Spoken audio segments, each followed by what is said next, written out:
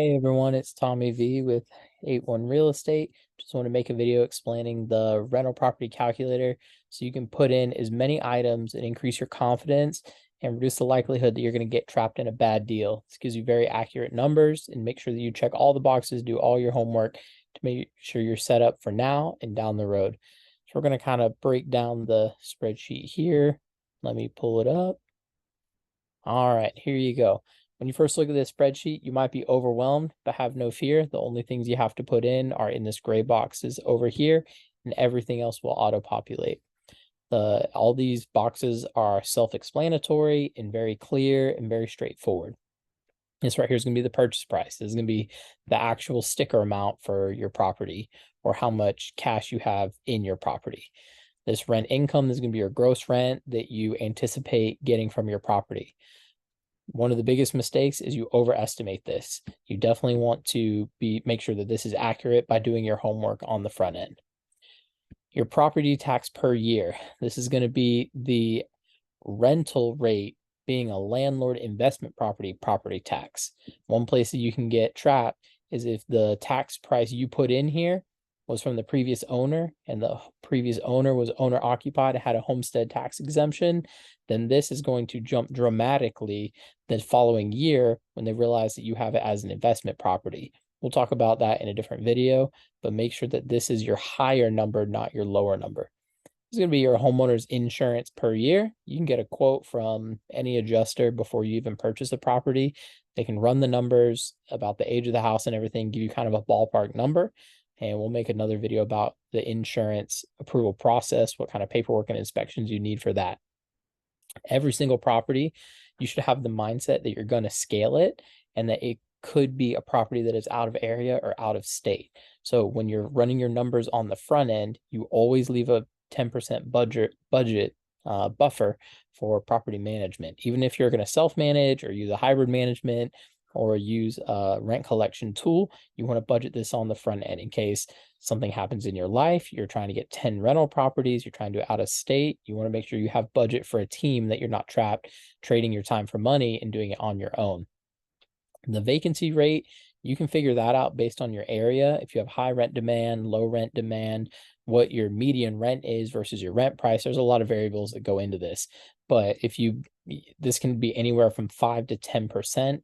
And this can be, you can coordinate with your property manager and they can advise you what this should be. But you should always have a vacancy reserve because even if a tenant moves out and you have to do minimal repairs, get a new tenant, do the application process, that could easily be 30 to 45 days.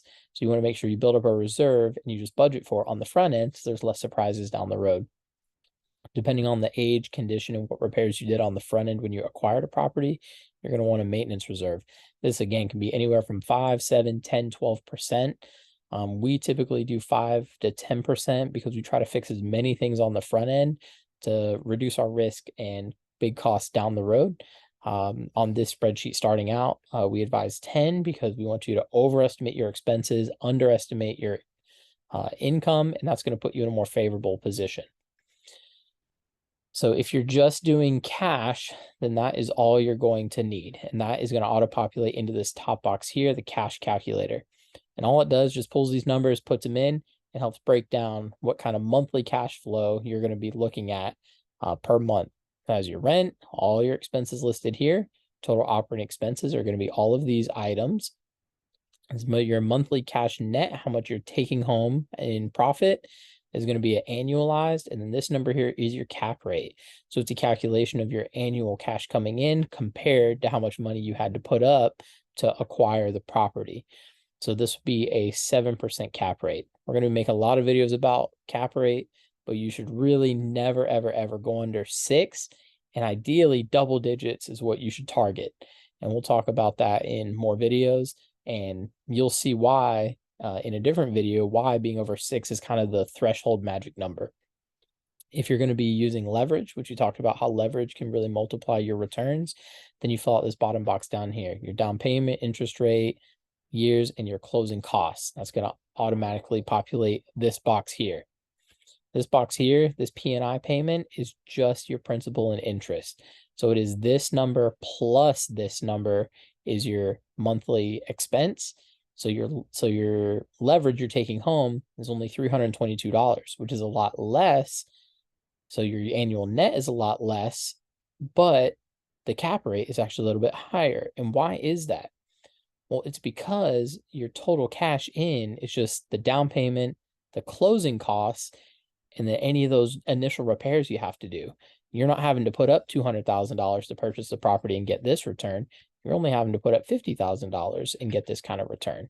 So it's why the cap rate is a little bit higher. And the higher this is up here, the higher this will be down here. Gives you more wiggle room.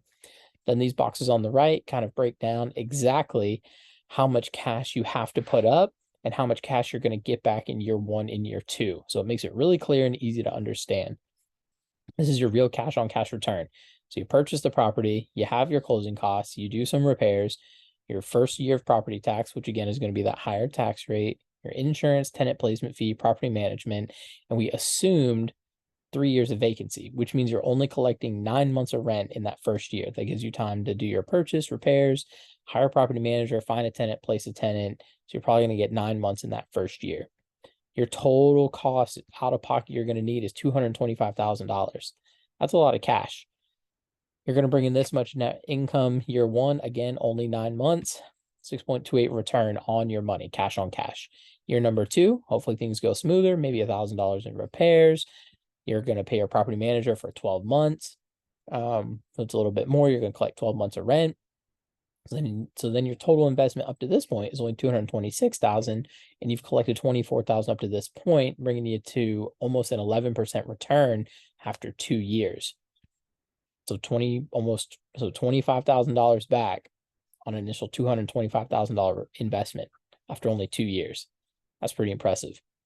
When we come down here to leverage, down payment, closing costs, repairs, property tax, insurance, tenant placement, property management. Again, 9 months of rent coming in, 9 months of property management. That's why it's $1,800.